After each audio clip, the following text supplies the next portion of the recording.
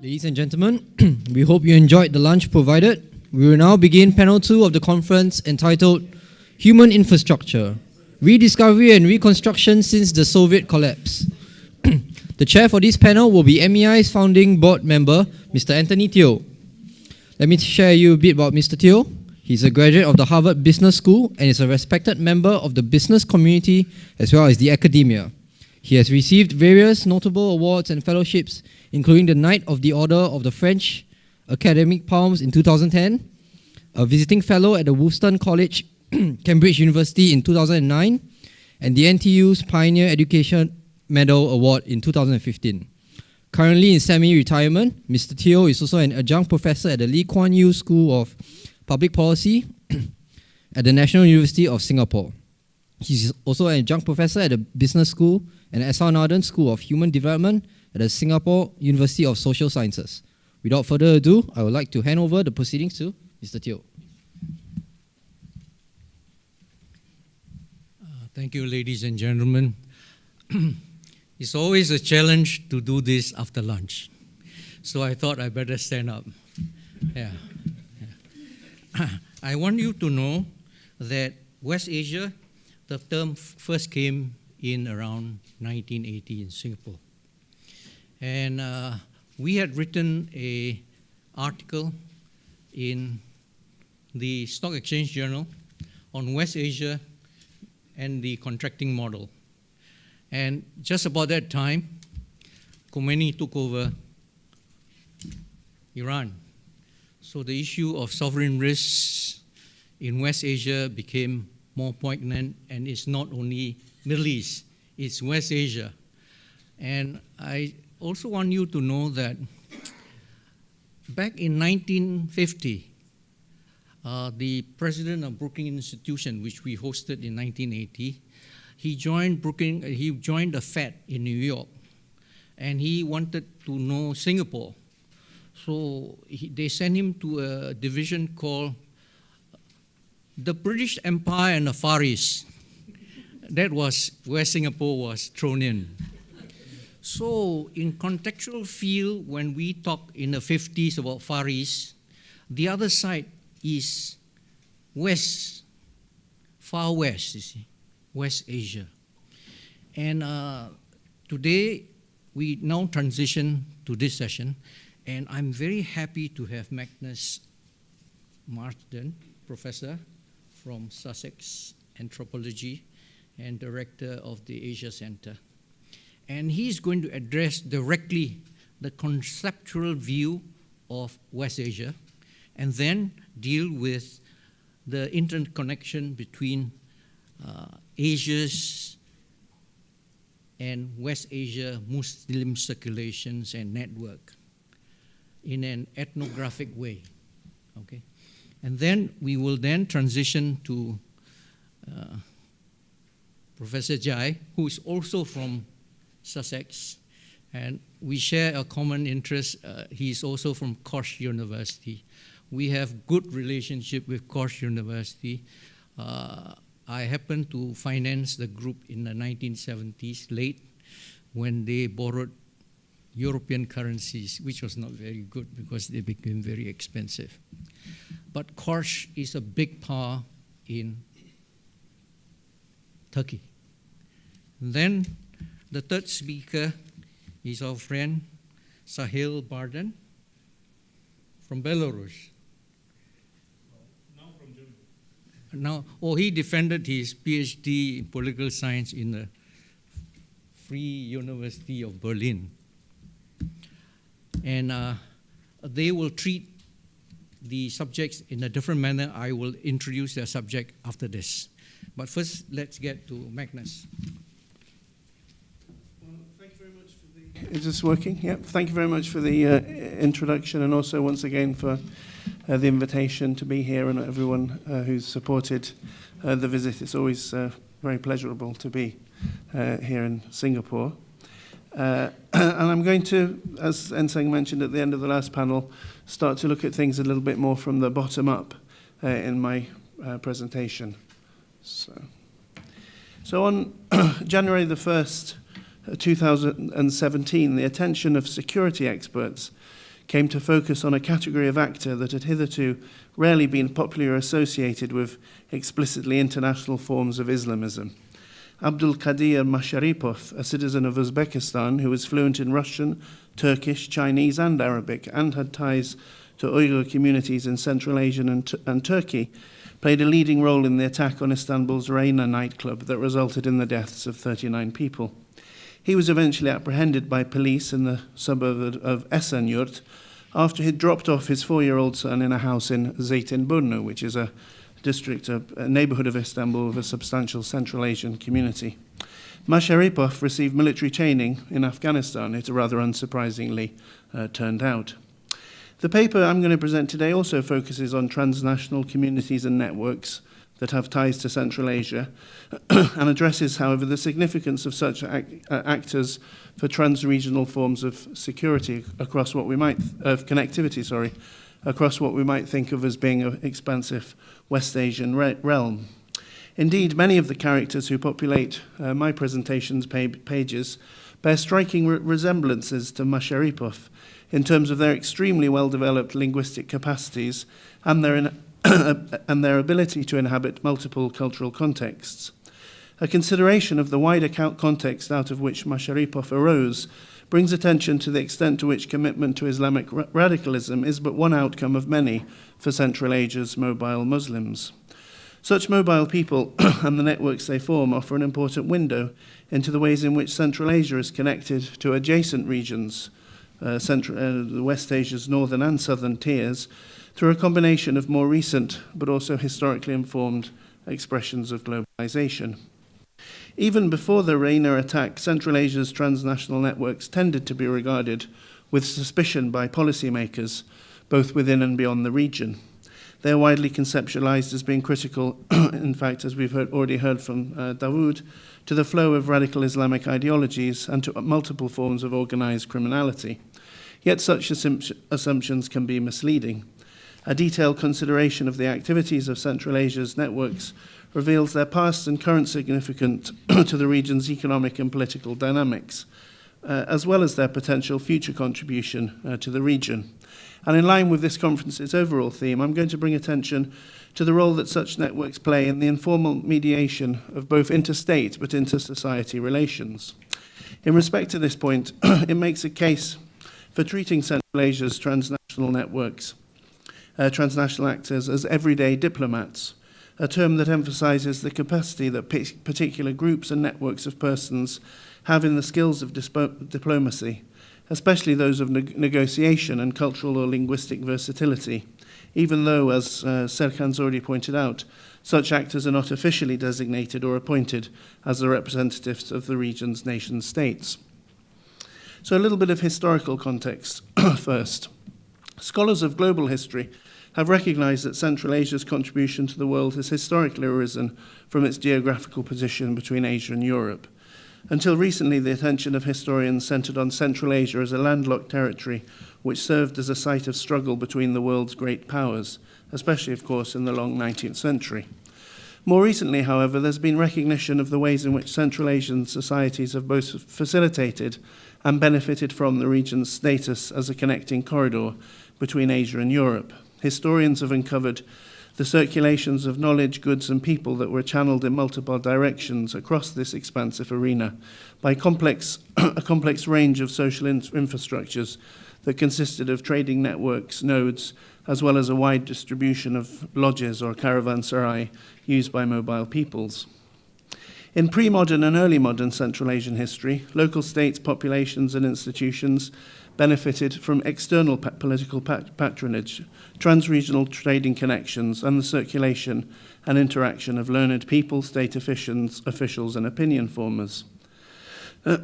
It was for long assumed that the rise of the Indian Ocean maritime trade from the 17th century onwards had resulted in the demise of the overland caravan routes that had connected Central Asia to both Europe and East Asia. recent work suggests rather that the rise of the Qing dynasty in China facilitated a period of economic prosperity and intensive state building in Central Asia. During this period, Central Asian rulers, such as those in Kokand, established close relationships with Qing emperors, whom they also lobbied diplomatically for the rights of Central Asian merchants conducting trade and commerce, especially in China's western regions. Central Asian merchants came to prosper in Qing China, sending substantial profits to their homelands in Central Asia. This revenue flow was of critical significance to the expansion of the state coffers of the Khanate of Kokand, as well as the Emirate of Bukhara.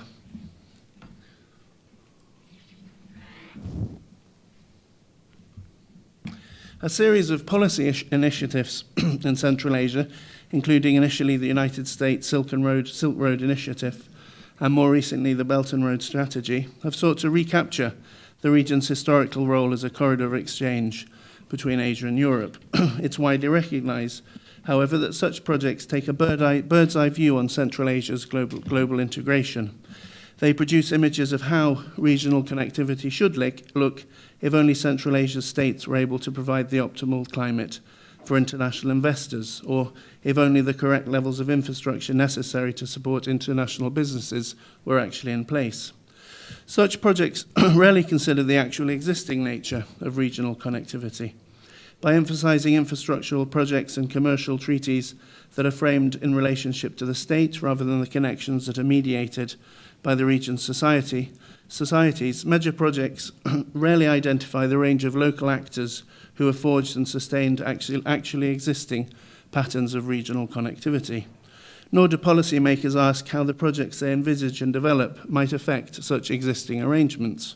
Failing to address such issues has serious implications for the livelihood of populations who inhabit the borderlands across which the hard infrastructures of such projects now cut across.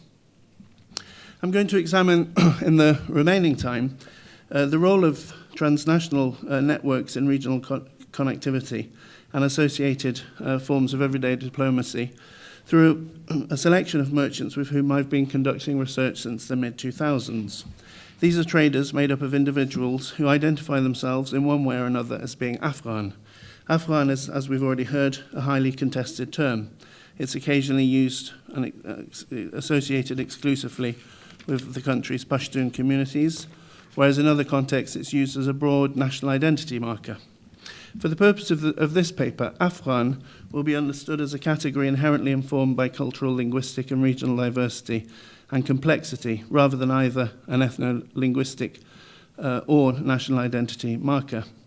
This is important more broadly with the aims of the conference in mind, because of the need to demonstrate how the scope and range of Afghan trading networks can only be understood if placed in relationship to a historical context that recognizes that territories which currently make up Afghanistan were intimately part of a broader space in which multiple cultures and political traditions, including Turkic, Persian and Indo-Persian, have interacted in intense ways with one another.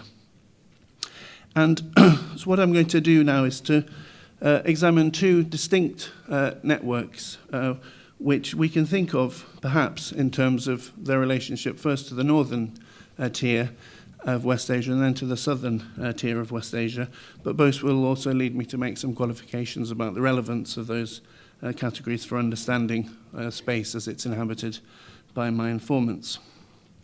So firstly then, the northern tier.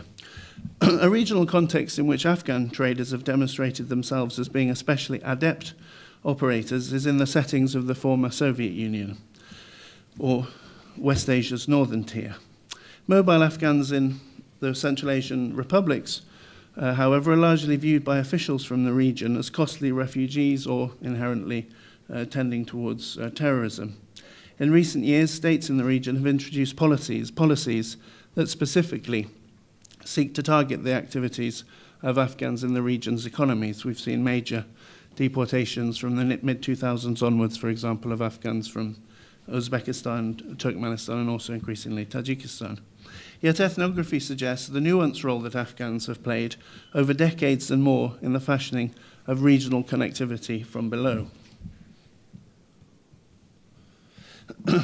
Afghan commercial networks in post-Soviet space were mainly established by Afghans who studied in Soviet universities and technical institutes during the 70s and 80s. These activities built, however, on a deep knowledge of trade by Afghans in Muslim Central Asia and Eurasia. Various Afghan networks, including, very importantly, those made up of the country's Sikh and Hindu communities, were active in the trade between British India and Central Asia and the Russian Empire, and their activities stretched as far as the city of Murmansk, close to the Arctic Circle. Afghans studying in the institutes and training colleges of the Soviet Union engaged in petty forms of trade. They dealt in foreign currency and sold clandestinely Indian-made cloth and jeans from Hong Kong to Soviet citizens.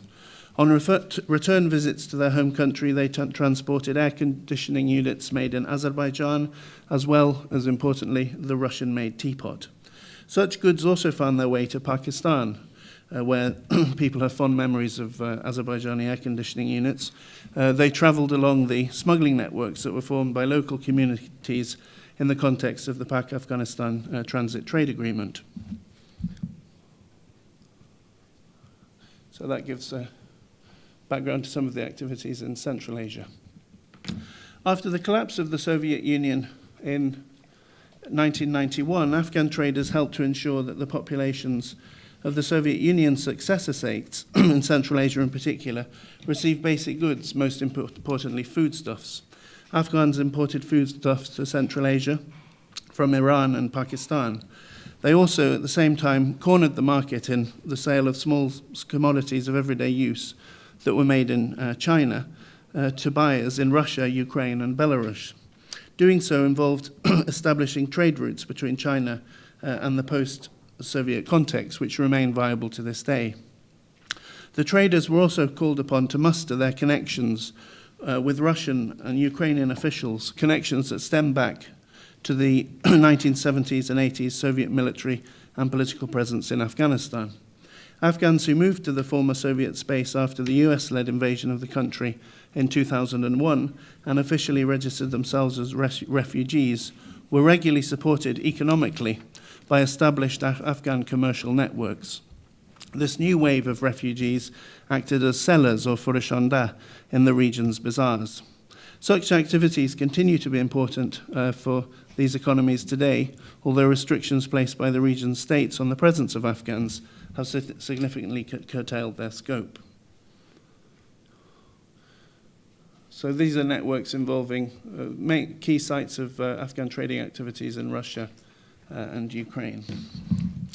After the Eurasian Customs Union was launched, Afghans began to provide for the shipments of goods to Russia and Belarus, Russia, using Kazakhstan's port and rail network.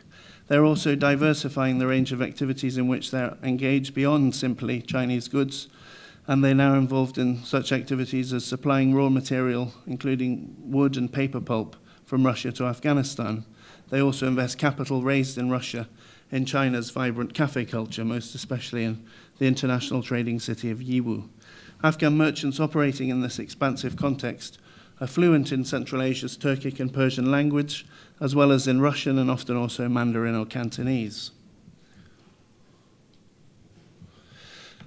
In order for such networks to function, merchants must cultivate and sustain close relationships with regional officials, both at the national and local levels. Such relationships help to insulate traders at times of political sensitivity. As a trader remarked to me in Yiwu in January this year, we Afghans have a lot of experience of states grabbing our money. That's why the only people who invest in China are those who know officials in high places who are ready to tell them of new policies coming their way. Afghan merchants then in West Asia's northern tier influence interstate and intersocietal relations. The region's public widely regard them as so while, for example, Central Asian states frequently depict Afghans in terms of discourses of terrorism and criminality, the region's public widely regard them as successful and adaptable people. Instead of reciting the Quran into the ears of newborns, said one university professor in Tajikistan to me, Afghans drizzle honey, asal, and raisins, maize, in the mouths of their children to foster a love of money. The distinction of official and popular images of Afghan arises from then the everyday interaction of Central Asian populations and Afghans in the region's bazaar, and goes a long way to counter the official, more rigid stereotypes. Let me now briefly consider Afghans in what I'm going to refer to as West Asia's southern tier, although, as you'll come to see from the perspective of my traders, Istanbul is firmly part of the southern tier, reflecting an ongoing sense in which Ottoman spaces remain lived and important. And these traders, I'm going to briefly talk about, are originally from the border regions of Afghanistan and Central Asia. Currently, they live and work in two of West Asia's greatest centres of religious and political power, Istanbul and Jeddah. Many of these traders claim descent from families who left the Emirate of Bukhara in the 1920s, fleeing what was at the time the Stalinist policy. And then they left Afghanistan again, this time to Pakistan, in the 1980s. Between the 1920s and the 1980s, it's important to note that these Central Asian emigres in Afghanistan had come to play critical roles in industry and commerce. They were major players in key industries in Afghanistan at the time, the fur and carpet businesses, but they also involved in establishing modern industries in the country, sugar processing and glass-making factories, for example. They also married into the country's elite, including its royal family, and by the 60s, they were occupying major positions in the state, such, for example, as Muhammad Khan Jalala, who was an emigre from Central Asia, who was a Minister of Commerce from the 60s right into the 80s. After the invasion of Afghanistan by the Soviet Union in 1979, thousands of these Central Asian emigre families, however, fled to Pakistan, fearing both that they'd be once again affected by Soviet invasion, but also not wanting their children to be conscripted into the Mujahideen groups. In Pakistan, they established themselves in the carpet business and in carpet trading, but many in the mid-1980s moved to Saudi Arabia, often on Hajj or pilgrimage visas, which they overstayed and were eventually able, through contacts to the authorities, to transform into residency permits. So this is one of Afghanistan's legendary merchants, Ahmad Boy, who was a major figure in the carpet industry and established an international set of trading networks in nodes in Istanbul and beyond. And these are images of the Bukharan Central Asian emigre spaces in Karachi, but you can see also the connections to Saudi through some of the names. And this is the Bukharia district of Jeddah, to which many of the Central Asian emigres had moved early in the 1920s, and then the second wave moved there in the 1980s. And in Jeddah, they became especially active initially.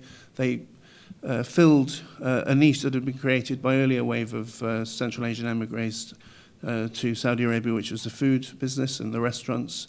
Saudi's national dish, one of them, Ruz al-Bukhari, is an imagination and creation of our Bukharan emigres, they like to tell me, one of whom even said that there were the Saudi security forces were being fed Bukhari rice cooked by Afghan emigres 3 times a day. But then in later years, the communities in Saudi became very influential in the trade between China and Saudi Arabia. And now if you go to Yiwu, they're amongst the most wealthy of the traders in China. But and Istanbul increasingly became important to this community because of the difficulties that the traders in Saudi Arabia faced in terms of protecting their profits and their savings, which were quite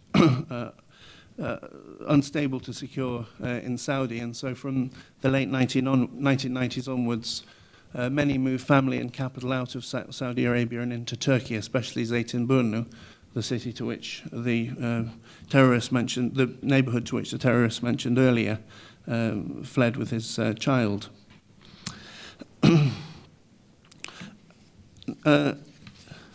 I think very briefly it's good to just draw a contrast between this network and the previous one, in that Islam and culture become much more central to the definition of this network than those in the former Soviet Union. So these traders have a clear sense of their preferring to inhabit spaces that can be thought of as forming an Islamic West Asia. They say that we like to live wherever we can hear the sounds of the call to prayer, that even though they've got business interests in London, for example, they'd much rather have their elderly parents living in Zeytinburnu, where they can hear the sound of the call to prayer, than they would do in London. And this makes them very different from the northern tier Afghans, who are basically happy to live where they sometimes can't hear the call to prayer. I've got a friend in Odessa who often remarks to me that he can't stand it when his relatives visit from London, because all they can talk about is what isn't halal. So briefly then, to conclude, firstly at the level of geographical categories about which there have been some thought, I personally don't think that the West Asia is helpfully thought of as being more or less authentic as a category than others such as the Middle East and Central Asia.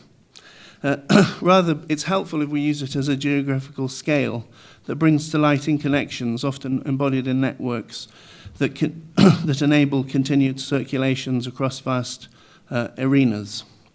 And I think that there is a tendency, especially in work in the contemporary period, to neglect some of such connections.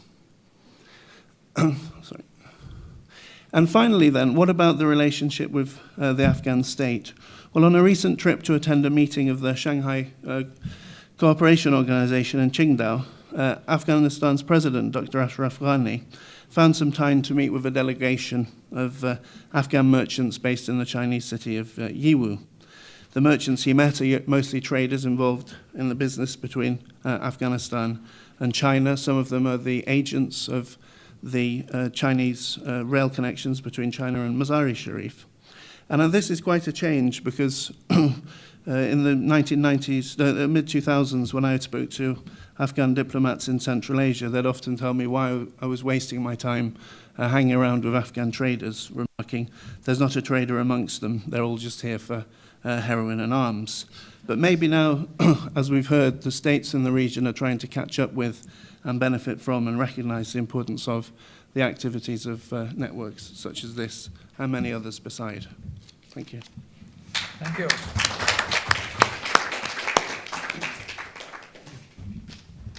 You cannot sit and listen uninterrupted, so I'll give you a chance to ask a question.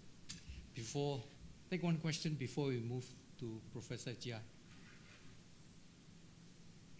Any takers?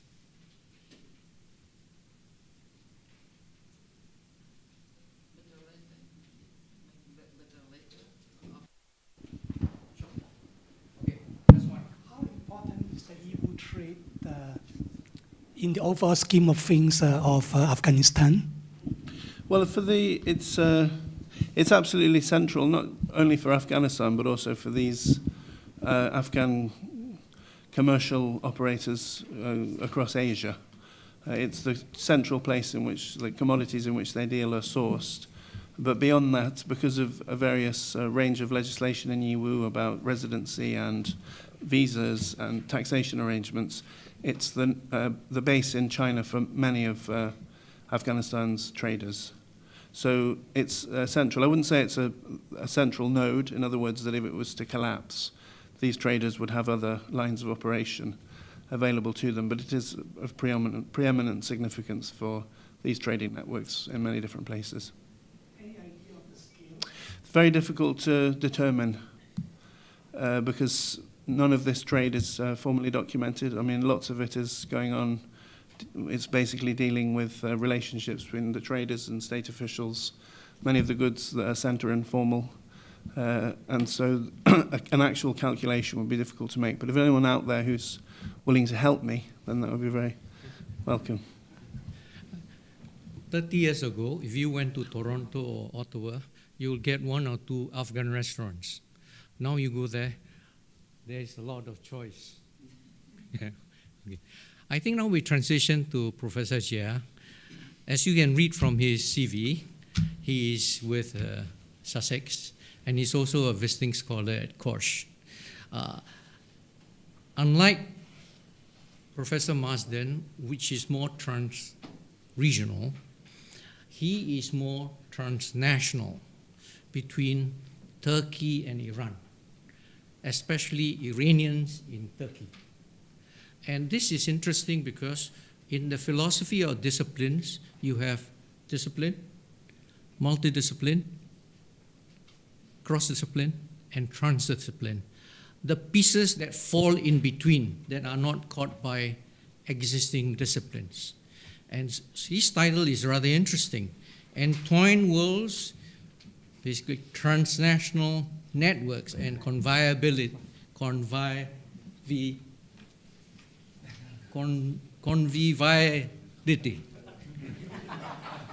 happiness among Iranians in Turkey. Well, first of all, thanks very much for Middle East Institute for organizing this conference. It's wonderful to be here. And also, thanks for the introduction. Just to clarify, I'm still finishing my PhD project, so hopefully I could, be professor as soon as possible.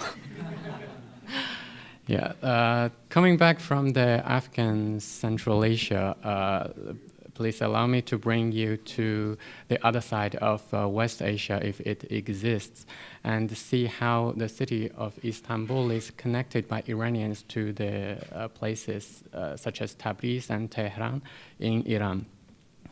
As this manifests through the stumbling relationships, a long history between Iran and Turkey has been shaped not only by conflict and reconciliation, but also by connections. Bypassing the vicissitudes between the states, in this presentation I'm going to share some observations from my fieldwork in Istanbul and talk about the intertwined life worlds of Iranians who live in Turkey.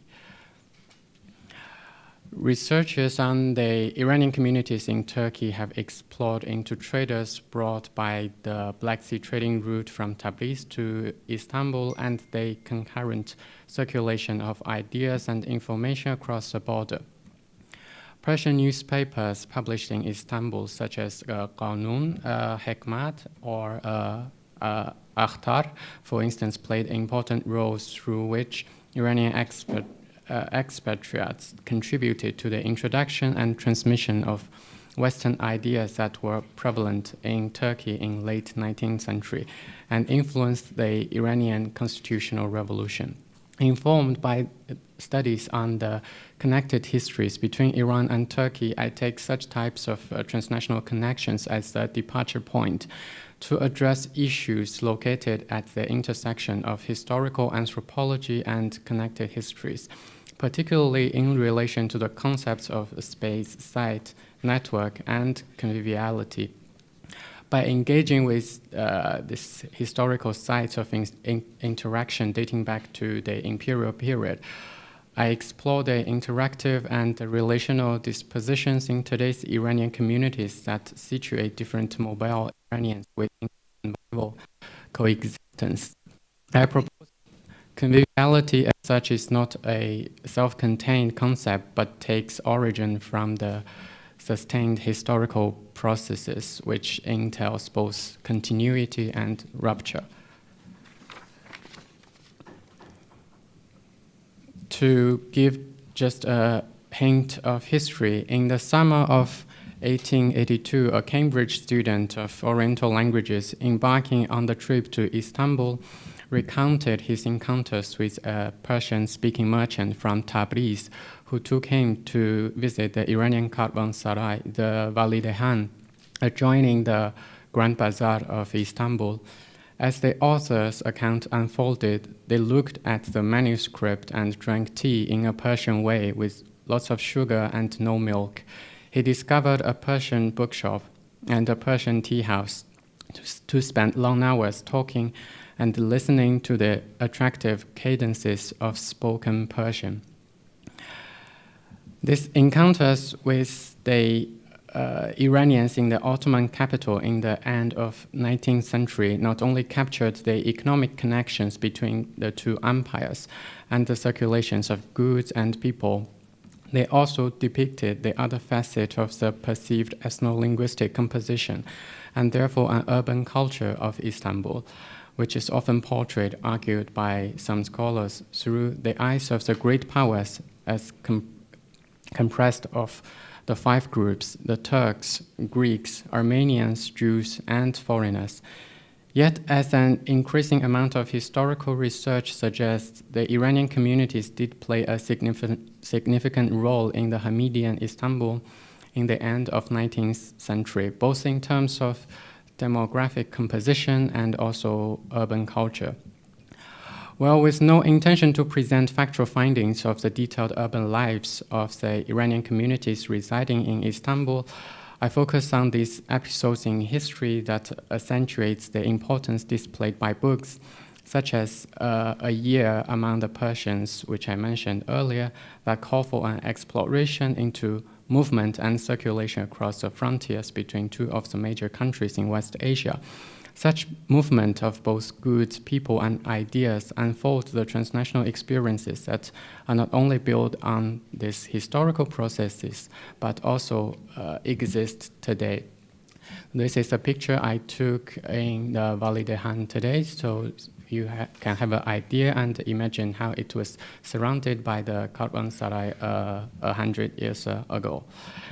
And my contact with such transnational connectivity took place in this Valley de Han, Iranian mosque, during the Arba'in observance, a rather unexpected occasion.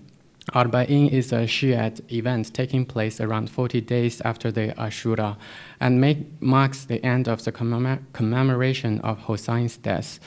Although the Arba'in Day is not a major event for most of the Shiite Iranians in Istanbul compared to other such as the Qurban and Ashura itself, Muslim Iranians still organize collective events to get together, recite the Quran, immerse themselves into the grieving religious rituals, and in the end, share the culinary taste and memory of Iranian cuisine on a common sofra provided by the mosque. The location in which all these events take place is the Valley de Han Iranian Mosque in the center of the Karvansaray that was noted in the writings of Braun a century ago, where he spent hours listening people talking Farsi and tasted the Persian-style tea made by the Iranian trader. Not taking the dense religiosity into consideration, the mosque seems to be a great entry point to probe into the variegated life worlds of Iranian people, not only because of the enduring cadences of spoken Persian language which could be heard in Valley de Han through the past century, but also because it is a place connecting to the overlapping networks of Iranian people.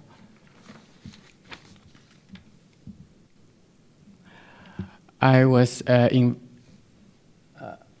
invited to attend the Arba'in observance not by the Iranian Shia, but actually by two Iranian Muslims converted into Christianity. And evening in early winter 2017, I met Pari and Yusuf at the Bayazet station near one of the exits of the Grand Bazaar. Pari, a middle-aged woman from Tehran, looked different from those times we met before, largely because she had already put on her headscarf so as to enter the mosque later. Pari's friend Yusuf is a lively man just a little bit older than her. Although Yusuf converted into Christianity and kept visiting the Christian assembly every week, his profession as a carpet repairman offered him great help to stress his connections into the existing Iranian networks that were built on the guilds, professions, and businesses historically operating between Iran and Turkey. As the remains of the trading connections, such as Tabriz Istanbul trading route between Iran and Turkey, these networks are the alternative forms of the enduring cadences of spoken Persian of the Iranian communities in Turkey. it transcends different periods of time while connecting Iranians of diverse backgrounds to each other, as is manifest through Yusuf himself, who is well connected to both the Christians and Muslims. On our way to the Validehan, I asked if it would cause any trouble for them to visit the mosque. Paddy replied me with a laugh. For the church, it is a problem if they learn that we, as two converts into Christianity, are going to the mosque. They will be very angry, but for us, why does it matter? We are Iranians and have always been Iranians. This place is for Iranians, and Yusuf knows many people coming here who work with him. Why is that we should not come? If we have to follow everything other people told us, then what is the difference if we go to a church or a mosque? Well, I was stunned by the way Pari interpreted her own understanding of the relationship with these different religions. Yusuf continued by saying that religious difference is actually not our concern. We don't care what content they say in different places, mosque or church. If you tell a lie, you are a liar. You know, I fix carpets. That is my job. My co-workers, customers, and people who are around me, they come here and travel back and forth. If I want to work, I have to be with them. Indeed, as Yusuf had described, after we found a space to sit in the rear corner of the praying hall, acquaintances of Yusuf kept delivering greetings to him when passing by us. Although the commemoration led by the ulama was both passionate and emotional, a few sentences of catching up or a simple gesture between Yusuf and those people he knew from before, and in fact, between many people who were there, successfully articulated a sense of connectivity beyond the event and the mosque itself.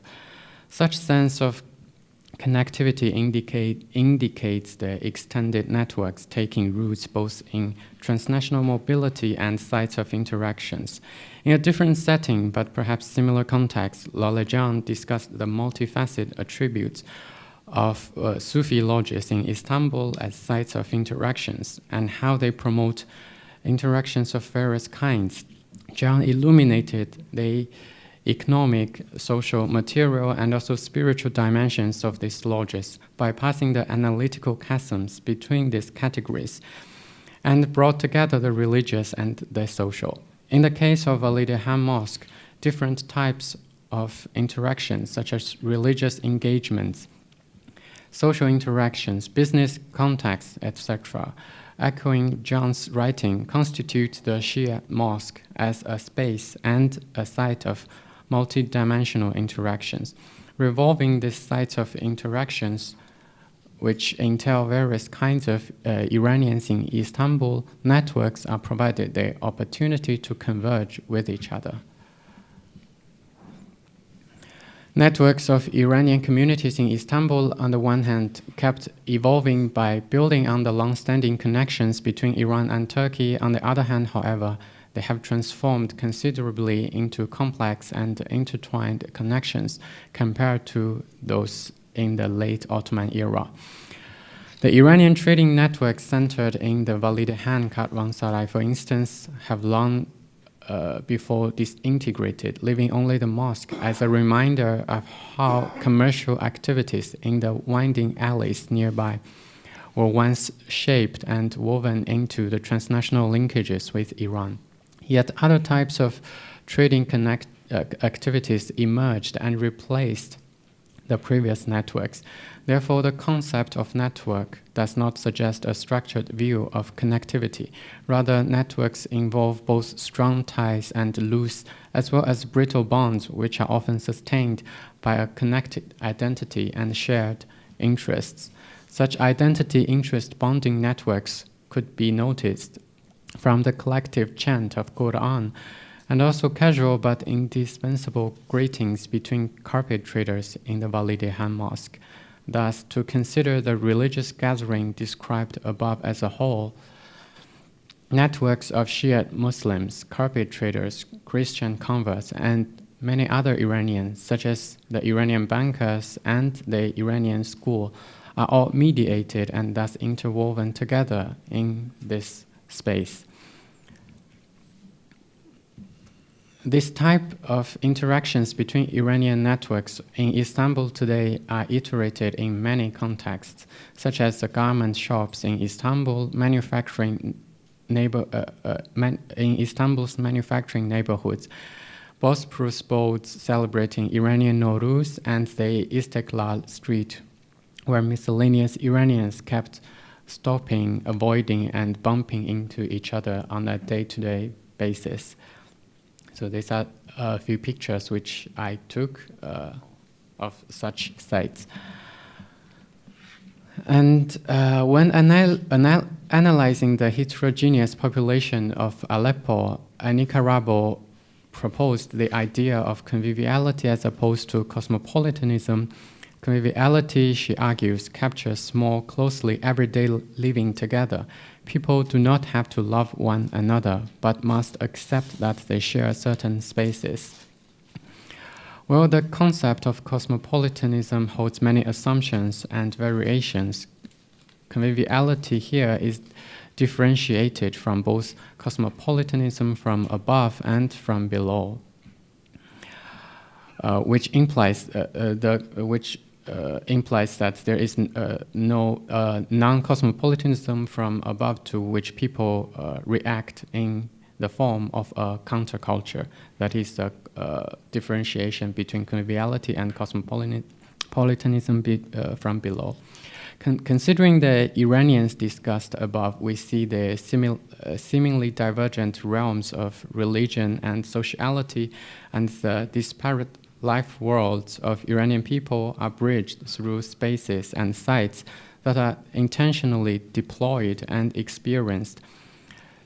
Converged networks create contact, exchange, and sometimes friction, which all constitute a convivial coexistence that maintains the connection and boundary between mobile individuals and networks.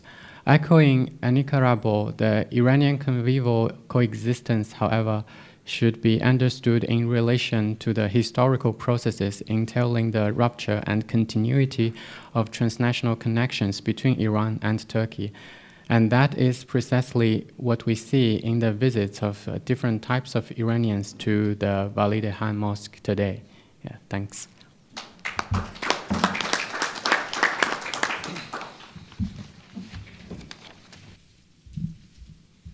I'll take Ilana's advice to carry on with the third speaker. Yeah. And then we can have a combined question after that. So now we have Professor Porter. I am simply Sergei Porter. Okay. Doctoral title, I hate titles. If the people don't know you from the name, then Yeah. the titles will not help. Sorry, I would like to present standing here. If you don't Well, you can do whichever one you want. But his title is rather interesting. When, after all, will these polar bears awake? That's a quotation from Islamist, Shia Islamist. Rafiq Tust, Right. Rafiq Tust, who was at the time responsible for the logistics branch of Islamic Revolution Guard Corps. Yeah, but he should remember that when a Russian official was asked after the Revolutionary Guards took over the US Embassy, what would the Russians do? And the official reportedly said, what is the latitude and longitude of Iran, of Tehran? 10 minutes, no more. So he's going to deal with the transnational Shiite Islamist networks, interactions of Khomeini Islamists with Russian areas, and Soviet and post-Soviet officials and actors dealing with Khomeini's Islamic. Apropos, it's a very interesting anecdote that you have told, because I heard something similar, but after Soviet diplomats were kidnapped by Hezbollah in 1985. And they also asked then Fazlullah, the spiritual guide of Hezbollah, well, you know, you have gone.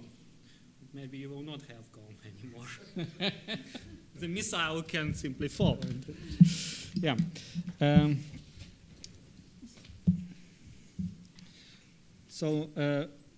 First, I am grateful to Elena because she broke this theme of birth with this anecdote about Khmei Mim and Burr, who gave this bulletproof vest. Yeah. The peace dove. Yeah. I would. Yes. Oh, where is my presentation? Yeah, here. These words, they were told by Rafik Dost in the mid-1980s, and the interesting thing is that this motive of hope and subsequent bitter disappointment with each other, I find again and again in recollections and opinions of both Iranian and post-Soviet officials after dealing with each other. And I mean by Iranian officials those who are dealing exactly with this transnational agenda of Islamic revolution. This relationship between Shiite Islamists and USSR or Russia, first of all, it is a relationship that I would say was positive at the times when the external world brought them together. And for that reason, I would like to compare two episodes, or maybe describe two episodes of such interaction. First was in the early 1980s, and 1980s maybe better, I would say so. And here you see that picture of Shevardnadze visiting Khomeini, Eileen Khomeini, and another picture is from the year 2016, from November. It is Russian strategic bomber being accompanied and guarded by Iranian fighter jet. Here it is interesting to ask what is the nature of sometimes very odd behavior by Iran, or what we see as Iran. It is really very contradictory. Why to send, for example, assassins or killer killer team to assassinate former Prime Minister of Iran, Shapur Bakhtiar, in Paris, just before President of France would like to visit Iran, help to bring it out of isolation, and many billions of dollars in contracts are in the pipeline. Why to send killers to kill leaders of Iranian Kurds in Berlin, in Austria, exactly at the time when Germany has no problems in dealing with Iran and would like also to bring Iran closer to Europe. And the same we see also in relations of Iran with Russia. Just as Moscow, after the collapse of the Soviet Union, had to decide what to do about huge arms contracts that Gorbachev has concluded with Iran in 1989, and Yeltsin had to decide what to do about it, because, of course, the West wouldn't like these contracts to be implemented. Iran got involved in the civil war in Tajikistan. In the mid-1990s, exactly the same, that Russia had to struggle against the US pressure to stop implementing these huge arms contracts with Iran, and Washington would like to sign this famous memorandum, Gorchak-Namerdin, about stopping these supplies. And what Iran is doing, or well, Iranian side is doing, it keeps supporting the Tajik opposition, although in more limited way, intervenes in Bosnia against the Serbs, which is of course not so interesting for Russia, even some traces are found in Chechnya.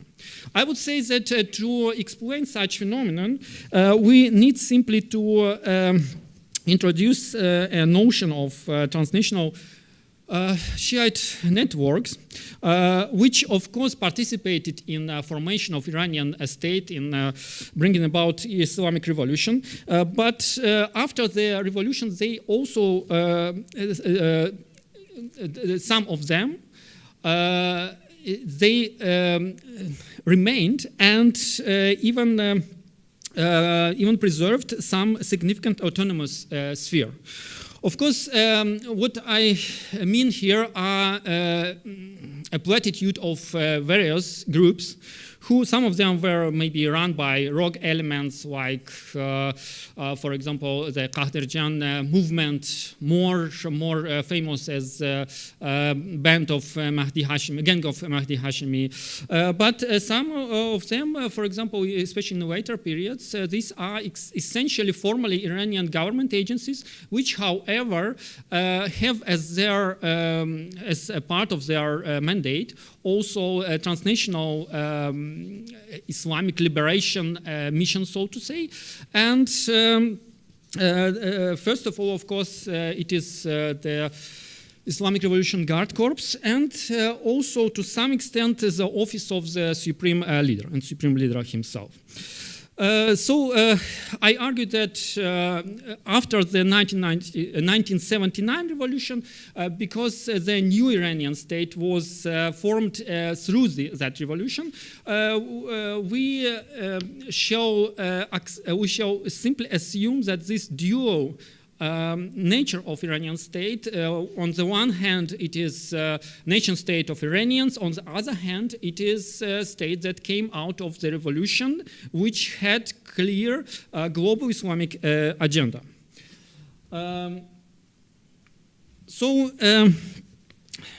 It means that inside the Iranian, the new Islamic revolutionary regime, there was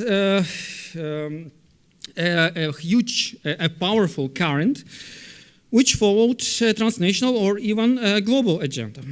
And of course, these institutions, which I meant, some of them even didn't hide it after consolidation of the revolution.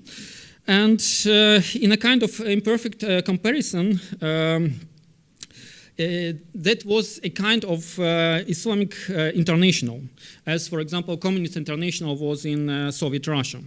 Jalaluddin Farsi, then a key figure in the Iranian regime, and its Islamic Republic Party even put it in exactly the same terms. Later on, the more sophisticated doctrine of al-Qara was put forth by Mohammad Sadegh Larijani, who said that also, that the Islamic Republic is a kind of embodiment of Islamic State for all Muslims of the world, etc. Even before the 1979 revolution, Khomeini's movement tried to establish contacts with Soviet agencies and Soviet-friendly governments and groups. That started most probably in the late 1960s as prominent representatives of Khomeini's movement or of the Shiite clerics or Shiite activists that were known to be close to Khomeini. They actively cooperated with left regimes in the Middle East or even the Soviet Union himself. Just a couple of examples. It is Musa Sadr's interaction with Syria and Egypt under Nasser, or Ayatollah Muhammad Taqi Gunabadi, also known as Sheikh Bahlul, cooperation with Nasser's Egypt. But some of, that interaction was, of course, was not limited to only high-rank members of the movement. Since the late 1960s, Khomeinists also actively go to train with the PLO via Lebanon and Syria. And by the 1970s, they got a lot of arms and supplies also from Syria and via Syria. There were also some more direct contacts, and I mean, first of all, for example, such episodes as when Abbas Agha Zamani, one of the founders of IRGC, he tried twice via Tudeh Party, so Communist Party of Iran, to get arms and money and other supplies from the Soviet Union.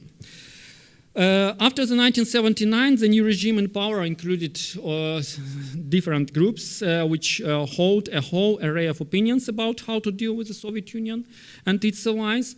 And given all what I have told until now, we can say also that for the Soviet Union and Eastern Bloc countries, Khomeinist movement was not unknown quantity. They had to at least some direct experience of contacts with them. The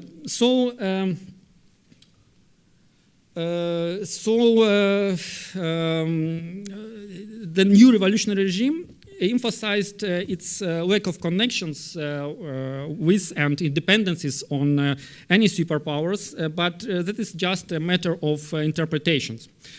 Almost immediately after the revolution, Khomeinist groups felt needs to get more arms, and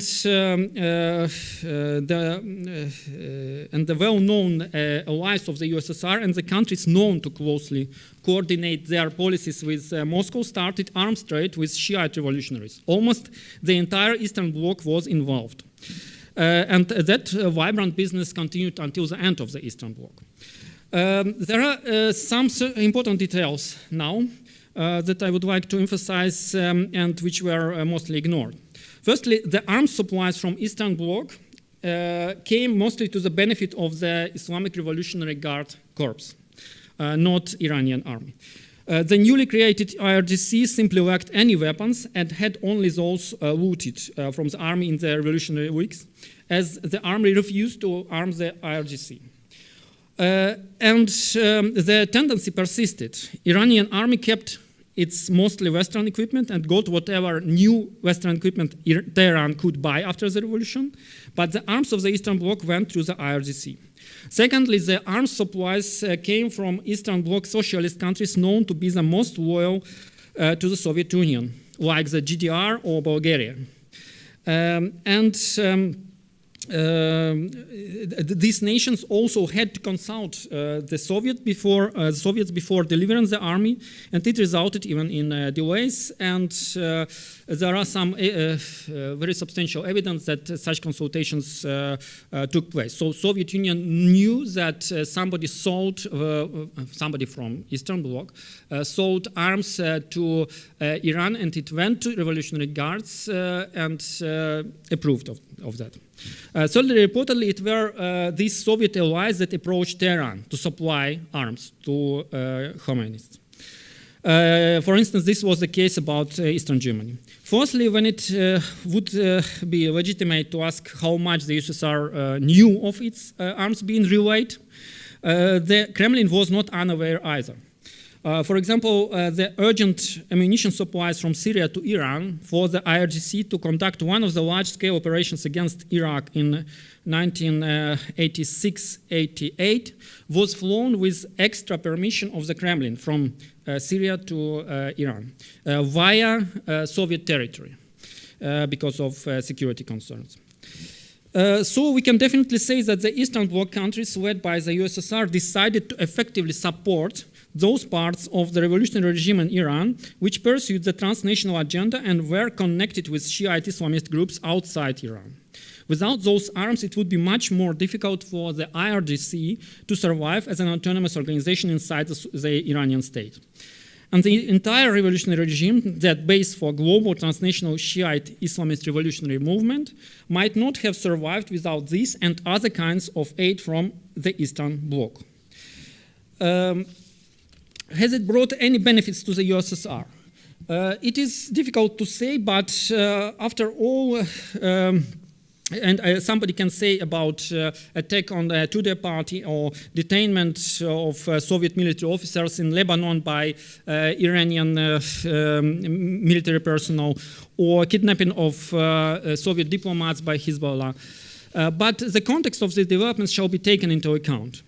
And here the counterintelligence and suspicions about possible subversive activities of the Tudeh, they were most probably the most crucial aspect which made Tehran to clamp down on Tudeh. Second and even more important, in these years in which such events occurred, the Iranian Islamist regime policies as never before and after that period simply collided with the policies of the Soviet Union, in particular with regard to Iraq, Afghanistan, and Lebanon. Still, in time of confrontation, both sides restrained themselves, apparently hoping for eventual rapprochement and partnership. According to Soviet diplomats, it were the people of IRGC who prevented taking over Soviet diplomatic and consular institutions by demonstrators. In Afghanistan, most pro-Iranian groups limited their struggle to infighting and holding some territory, and the pro-Soviet regime mostly avoided attacking them. I mean Hazarajat, first of all. That is about 1980s, so we see quite a close interaction. The second episode, I try to be very brief, but still. It is about 2010s. Well, you see all these guys here, so the Green Movement of Iran, Ahmadinejad, and Ali Akbar Hashemi Rafsanjani. What unites them? It is their essential opposition to intervention in Syria. What I mean that one of the opinions that is quite widespread in the media, it is that Iran, somehow there is a will on the part of Iranian political establishment to get involved in Syria. But if we look at the evidence, we find very little of that. And first of all, of course, it is so-called green movements that you see, and you see what is written there. So we don't want Qasem, we don't want Lebanon, and we want only the Iran, Falat Iran. So this thing geographically. Also, Ahmadinejad, as long as he stayed in office, he made quite a lot of movements that can be estimated as looking for alternative to Assad. And after leaving the office, he became even more outspoken, as he repeatedly called the conflict in Syria civil war, and was accused many times of irreverence toward the key figure of Iran's separation there, so Qasem Soleimani. And he also refused to consider the events in Syria as a result of Zionist intrigue. So, again, it was a man who was the president of Iran until August 2013. Another very influential figure, it is, of course, Ali Akbar Hashemi Rafsanjani, who criticized Assad's regime many times, in particular also the probable deployment of chemical weapons by Assad in 2013. That caused some scandal, yet he and the pragmatic current, which leader he was, have kept that attitude toward Assad.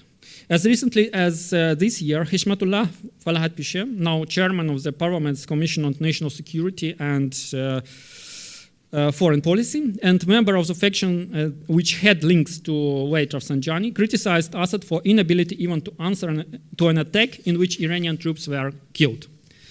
That is, at least in the early to mid-2010s, a broad segment of Iranian political establishment were not sure about the necessity to support Assad. Russia probably also weighed up, weighed up the possibility of giving up Assad. For Moscow in the early 2010, that wouldn't be such an extraordinary step after it let Saddam in Iraq and Gaddafi in Libya fall. Moscow even moved in that direction with regard to Syria. I mean the support for the Geneva Communique of June 2012, or also the withdrawing of Russian defense military personnel from Syria by the summer of 2013. Actually, the Iranian officials also consider the situation in such terms.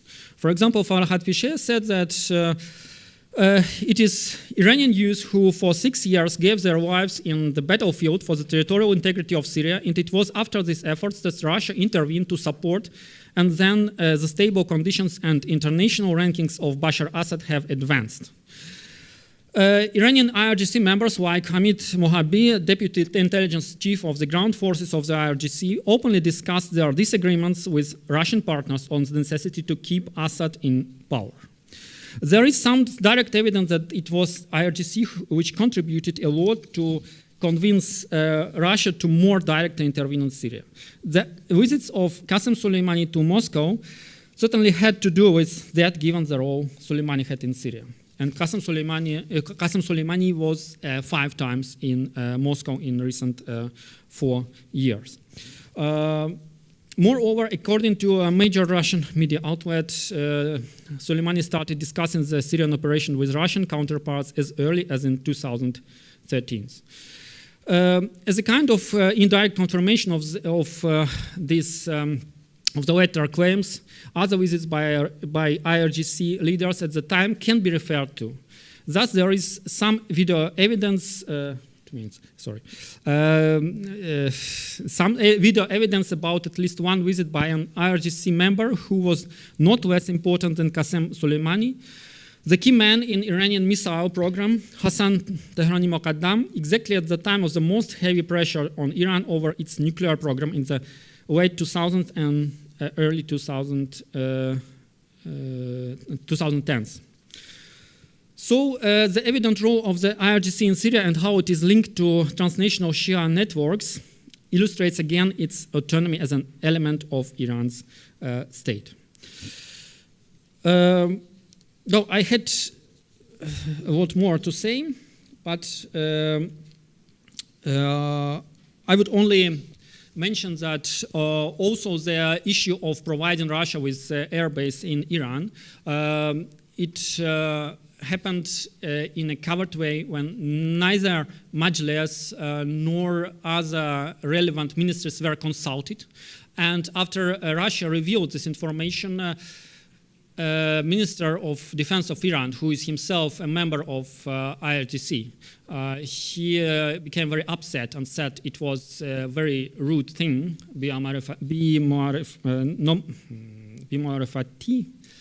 I think, to do on Russian behalf. And actually, it led to this base being denied to Russia after that in a couple of weeks.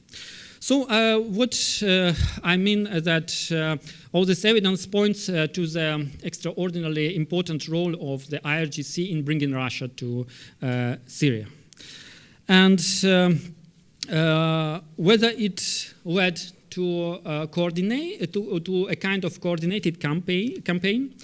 It is not the case as far as the evidence, as the available evidence indicates, and actually the Iranian and Russian participants of this campaign in Syria has told me that essentially these are parallel wars that everybody fights for himself, and also. I will conclude with a quote from Ali Shamkhani. He's Secretary of National Security Council of Iran. He said recently that in the operational sphere of the war in Syria, both countries, Iran and Syria, made efforts to ensure that Russia does not become the provider of air force for Iran, and Iran doesn't become the provider of ground force troops for Russia. Indeed, we encountered a model of cooperation without obligations between Iran and Russia in Syria. Because of this, it is partnership without obligations. Although this model, to a large extent, has been successful in operational sphere, but that model does not create any obligations for continuation of cooperation in political sphere. Thank you. Sorry. Thank you.